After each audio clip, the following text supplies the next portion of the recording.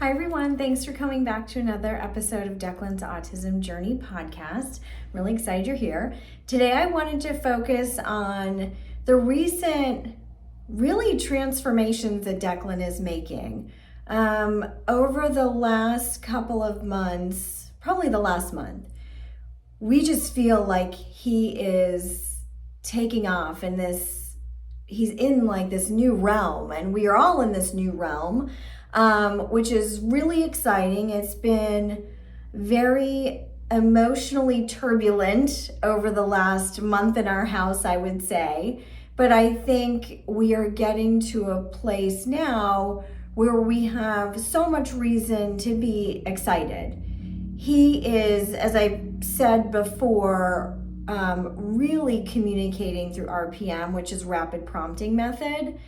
And in the beginning, he was saying some things that were, kind of hurt my heart, that he knew he was autistic. He wished he was not on the spectrum. He wishes that he could talk. Those are all things that he has never been able to express to us. And it broke my heart, to say the least. I mean, again, I think emotionally turbulent is probably an understatement of the way Tim and I have been feeling lately, or had been feeling. I think, again, we have this renewed sense of hope and excitement because we kind of got through some of that yucky beginning stuff. He is telling me every day different things. This morning, as Tim was getting ready to go to work, Declan was on his vibrating plate and with all of his therapy equipment on, and Tim was saying goodbye to him. And I always have that letterboard handy, and Declan spelled out, bye Dad, I love you, have a great day. And then he spelled out, you're my best friend. And I mean, it's just incredible. I mean, it's almost indescribable. I want words to come, of course. I believe that words will come, but I am so excited at the fact that he is just communicating. I've taken his letterboard with us to the doctor when we've had to go. I have it in the car. I keep one basically everywhere. And, at the lacrosse field, it doesn't matter where we are giving him the letterboard, encouraging him to use it, and he is. And he has a long way to go with it. Sometimes he fights it, he doesn't want to do it. Sometimes he tries to pull me to things to show me, and I just say, no, we've got a spell, you can communicate. It is like we have just opened this door for him. And for us, I mean, no doubt about that. The fact that he can communicate with us and lets us know what he's thinking and feeling is just beyond exciting. Some of the other things, though, that have come with this that we're recognizing is, his facial expressions. While he is very demonstrative at times, he's laughing, he's crying, he's smiling, he responds appropriately to many to the way he's feeling. He shows that through his facial expressions many times. However, there are times when he just doesn't. Like this morning when he spelled that out to Tim. You're my best friend. Tim was like almost in tears. I was in tears, of course. And Declan is deadpan. Like he's giving you nothing. And we're starting to recognize and realize that while we've always known and believed after meeting Dr. M that Declan does not have control over his body the way that typically developing people do, we're kind of just seeing that now. We're recognizing that. And our parental journey through autism, we're in a new realm ourselves. And so we're starting to recognize that while he feels so much on the inside, he feels emotions, there is no doubt about it. Sometimes his face just does not give that away. And that is hard for, we understand it, but it's hard for my 11-year-old. For example, Brendan was going out to school the other day and Declan spelled out, "Bye, Brendan, I love you." And again, he was deadpan, though, his face. His face gave nothing. And, for Brendan, it's kind of like he's already a little skeptical about RPM, which I understand because I do have to still give Declan some pressure on his hand, basically like holding his wrist like this. And then he points. And he needs that pressure in order to feel connection to his body. And that allows him to point. But, my oldest is grappling with the fact of, again, is mommy doing it? Is she helping him, Declan, in some subconscious way because she wants it so badly? And that's okay. He's on his own journey, Brendan, which we try to support as best we can. But it will come. There will come a point in time as Declan continues to work hard with the letter board that he will progress to not really even needing me touching him to give him support. With Nancy, our favorite RPM specialist in New York, she just keeps like 2 fingers on his shoulders and he is spelling like a little machine. So, it's just he and I getting to a place where me as the facilitator, not mom, but as the RPM facilitator, is confident and we are just getting in a groove. And so every day we practice and every day he is getting better. Every day we use the letter board more and more and more. And his comfortability with it is getting better too. I can just tell.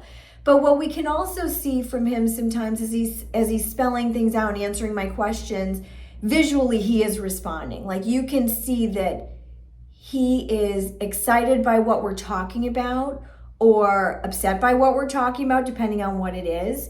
And that is just magical for him. For a boy who was trapped in his body, had no mode of communication, for him to have this now, and for him, I can just see it on his face. It is just amazing. And we are so grateful. We are also going to take him to see the inventor of RPM, this woman, Soma, very long Indian last name, but if you Google Soma RPM, you will find her. She's in Austin, Texas. She travels all around. She's in New York and New Jersey at times, but she offers these camps that are 3 or 4 days, 2 sessions a day, and they're in Austin, Texas. So our next journey with Declan is that we are going to go see Soma in October. And Tim and I haven't yet decided if we're all going, if I'm going, if Tim's going. I've realized that I have to loosen my control. I want to do it all, but I need to let Tim be as much a part of this as I am. Even though that's hard, maybe we'll all go and we'll share the sessions. I don't know. We'll see. But, I was supposed to take him to see Soma last October, which is just so ironic. And something at the time was just telling me it was too much, it wasn't right, and I canceled it. And, obviously as lessons learned as we look back, I know that happened for a reason because I believe in that. And for some reason it wasn't the right time. But it just makes me so excited to take him now. And to know that, he is communicating on his own. And it's just such an incredible gift.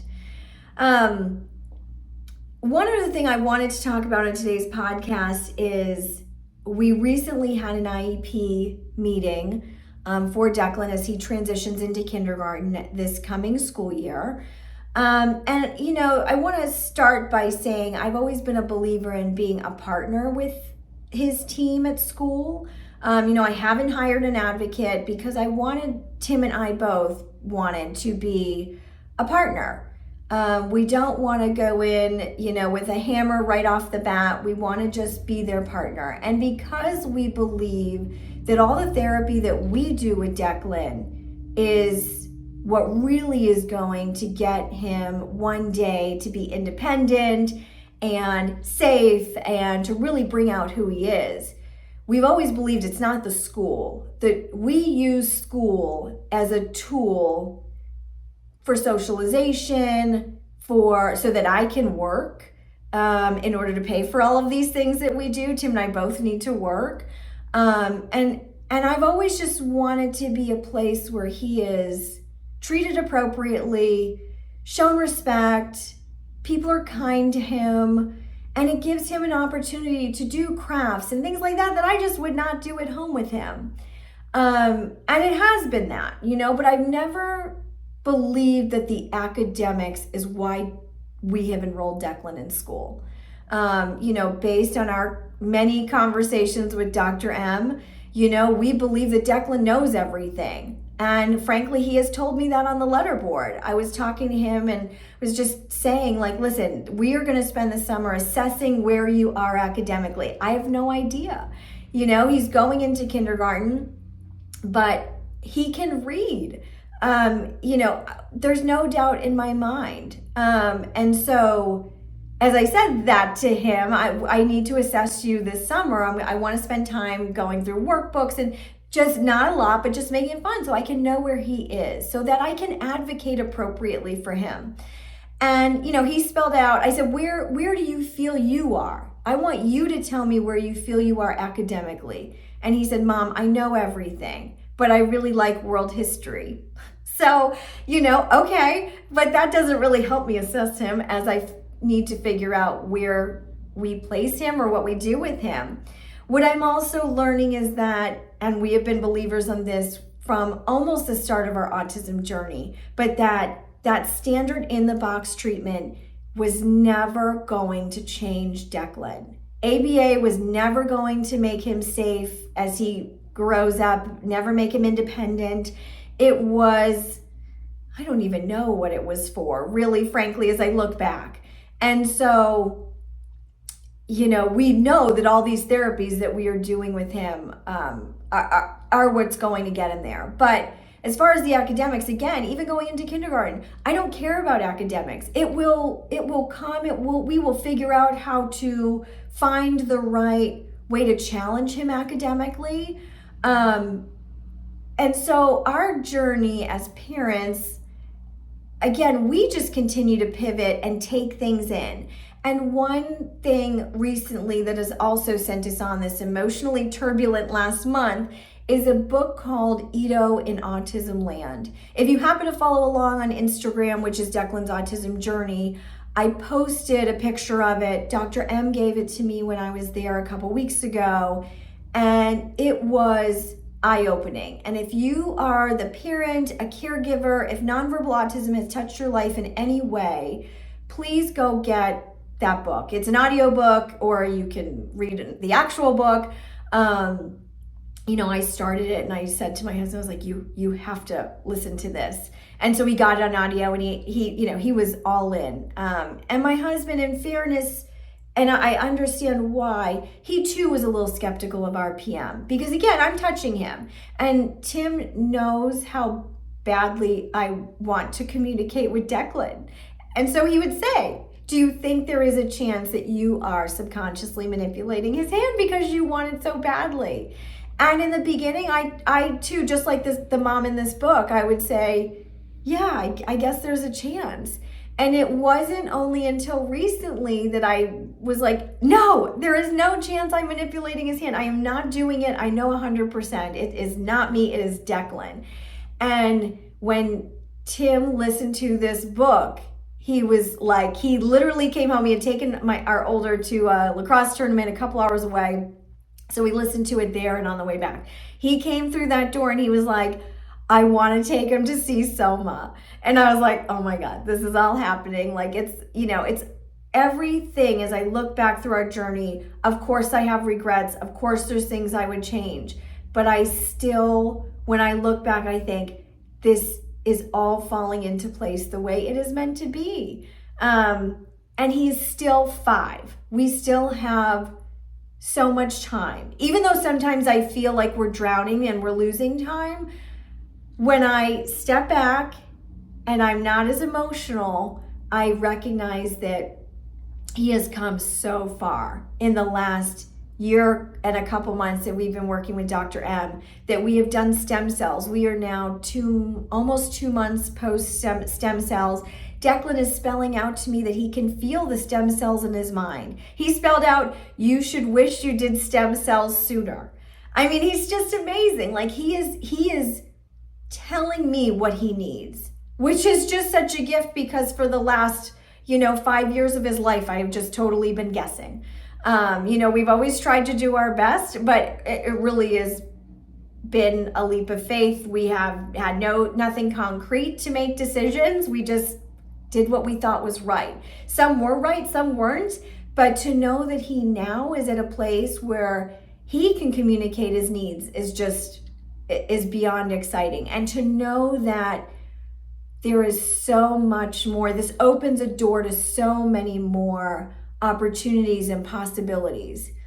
And so I want to go back to that IEP meeting, because I think this is just something really important to share. I have been very clear about who I let on Declan's bus and who I don't. And for this, when it comes to school, again, because I've never held them to a standard other than just be kind to him. I want it to be a place where he wants to go, where he feels treated appropriately. It's always been a pretty easy relationship. And I haven't cared whether they've allowed OT in. It's on the IEP, speech is on the IEP. I don't believe it's going to do anything, but it's also not going to harm him in any way. So I just said yes and signed it. And in our recent IEP meeting, which was last week, the speech therapist, there is some controversy about RPM in the speech therapy world. And it's really because you're prompting, you're touching the child, and they feel that then the child is going to become dependent. Yet these people have never been trained in RPM. They maybe have read a book or like a website and think they're a subject matter expert in it, to the point where they can then tell the parent that they shouldn't be doing it. And clearly, the point I'm in on my journey, no one is going to tell me what I should or shouldn't be doing for Declan. That is my decision along with Tim's. We make that together. While I appreciate input from the outside world, what I really don't appreciate is input from closed-minded individuals. If you want to stay in your box and you can't even have an open mind to other things that are out there, you're off the bus. And so in this meeting, one of the team members felt she had an obligation to share with us her opinion on RPM, which I quickly shut down. And then as soon as the meeting was over, I sent the principal an email and said, she's off his bus. I don't want her on his team. I don't want her having any contact with Declan. What she was doing was never harming Declan. I don't care that she had a flippant talk and, he'd point to pictures and stuff. That's all fine. It did not harm him in any way. What I will never allow into his life is someone who sells him short. And it goes back to me selling him short in the beginning. I would have been the first person to say he has a significant cognitive deficiency. And that was really, really scary. And it wasn't until our ABA lead said to me one day in my home, he is so smart. And I just was like, what? Like, okay. Like, I thought she was just being kind. And she said, no, Diane, he is so smart. She goes, he is pointing to things that he would never know. And then meeting Dr. M and him talking about how he's genius level on the left side of his brain, but his right side is so underdeveloped, basically not online. I will never let anyone ever sell him short. And the minute I feel that's happening, you're off his bus. And I didn't even care that there is literally 2 weeks left of school, which meant she would have seen him for like 60 minutes. I still was like, she is not to have contact with him ever. I have a hard line about that. I will never let people interact with him that sell him short. The only people that I want surrounding him are people that are filled with hope that he is who he is. He is so smart and he is such a gift. I will never let people focus on just his deficiencies. While we have to do that to help him, that's where we have to focus our time. I also expect folks that are on his team to focus on all the many beautiful blessings that he brings to all of us. And so it's just a lesson learned. And I, in the meeting, I actually felt like I maintained some control, because this is my child you're talking about, and I've allowed you to work with him thinking that you were on his team, and to find out that she wasn't, was a hard lesson for me, but a lesson nonetheless that I had to take away from. And I will make sure that I really interview people that are on his team, whether they're at the public school system or not. That's my job. And I will do better the next time. Again, he was never mistreated, but I never want someone to have access to him if they just don't see all of the beautiful things that he has to offer. And if we had not kept an open mind as his parents, we would have never found Dr. Malillo. We would have never found our PM. My child would be a shell of himself. He is truly a contributing member of this family now. He is expressive. He is, with his facial expressions, he's expressive through the letterboard. So many amazing changes that he has made because of all of these outside of the standard of care things that we have done for him.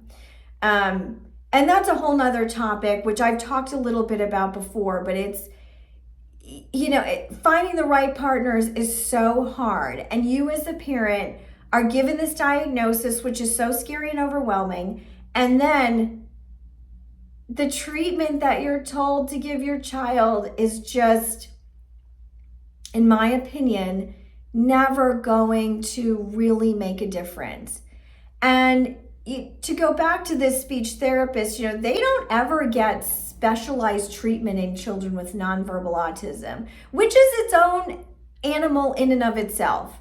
I get so frustrated that autism is lumped together. You cannot compare someone with high functioning autism who is verbal to my nonverbal child, who before RPM and before Dr. Malillo literally could not communicate. And yet the treatments are the same. The recommendations are the same. And that is just so rage-inducing, frankly, that it's so frustrating as a parent. The other thing that I just want to share is I am drawn to providers that ask me for my opinion, that asked him for his opinion, because no matter what, we are his subject matter experts. We know better than anyone. Even though in the beginning you feel like you know nothing, it doesn't matter. That child is yours, and you do know what is right for him and what isn't right. And so, even when I was with Dr. M a couple weeks ago, I was sitting in his office and I was with our youngest, but we were talking about Declan, and Dr. M shared the story of another patient who had very aggressive tendencies, and the dad had asked Dr. M if Dr. M thought the laser could be used at nighttime while the child was sleeping. And Dr. M initially, he's like, I really kind of thought, no, but you know what, try it. He's like, I always keep an open mind. And the dad tried it, and it actually, they did see improvement in the child. And Dr. M was like, I wouldn't have thought that was possible, but he's like, that's why I always listen to parents. And I can attest to the fact that every Zoom meeting we have to check in together, he starts with, okay, how's Declan? What's going on with him? He looks to me and Tim for our input, and we really are the lead. He's our partner. And that feels amazing, because I have been through many providers where that is just not the case.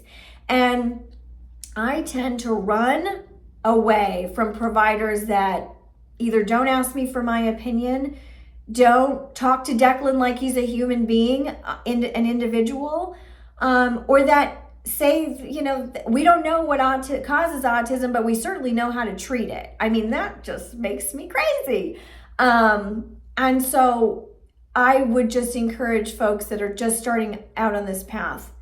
Believe in yourself, believe in your gut, even though in the beginning it's so scary. You're going to make mistakes, you're going to go through different providers, and it's a journey for yourself to figure out how to control your own emotions. I mean, I can tell you, if that speech therapist had said to me what she said to me this past week a year ago, I would have totally lost my mind. This meeting, I was very clear and I was very direct and I shut her down immediately, but I did not regret how I handled myself. And I can say there have been other instances where in hindsight, I wish I maybe hadn't said what I said or hadn't lost my cool the way I had, because then I lose credibility. And I don't want that. And also for myself, for my own emotional survival, right? Like, while I handled myself appropriately in this meeting, in my opinion, I spent the rest of the day crying about it. I was so upset and I was beating myself up for how I even let her into Declan's life. And, yet at the same time, I woke up the next day and was like, okay, I'm not giving her another second of my time in my mind, and I'll never see her again. I don't care about her. She means nothing. And it really renewed my vigor and my advocacy for Declan. So while it really stunk in the moment to go through that, it was another learning opportunity, and it really re-energized me. And, which is why I wanted to talk about it on today's podcast, because, I've met countless providers where, they've just said dumb stuff. They actually know nothing about what they're talking about. And I've started to pick up on that, and I really started to listen to my gut. So we have a provider that I've allowed onto our team. And in one of our first meetings, he was so cavalier and said something like, well, you have nothing to lose, just try it. And of course, all of these things that we do that are out of the box are thousands and thousands of dollars. In addition to all the hope that we invest in people that have made false promises. And so I paused, and I could feel my husband next to me like, oh God, here she goes. But I just said, I have to stop you. I said, that is so rude what you just said. I was like, to say that we have nothing to lose, we have everything to lose. And I went through the laundry list of all that we had to lose and all we had done. And he knew none of that. And it was such an ignorant comment. And I immediately wanted to kick him off the bus. But to his credit, he took full ownership and accountability. He was very apologetic for what he said. He understood how insensitive it was. And he understood how his comment made me feel. And I appreciated that. We all say dumb stuff, certainly including me. And we all say things we regret. And so because he, in the moment, responded appropriately, I have kept a seat for him on the bus. And I really have done so because also in our follow-up meeting, he opened it by again apologizing and truly and sincerely acknowledging the pain that his cavalier comment caused Tim and I. You're welcome on my bus then. Like, you owned it. We all say dumb stuff. I can't expect people who don't live this to really get it unless maybe I respond that way and educate him. And I don't think he will ever make such an ignorant comment again to another mom.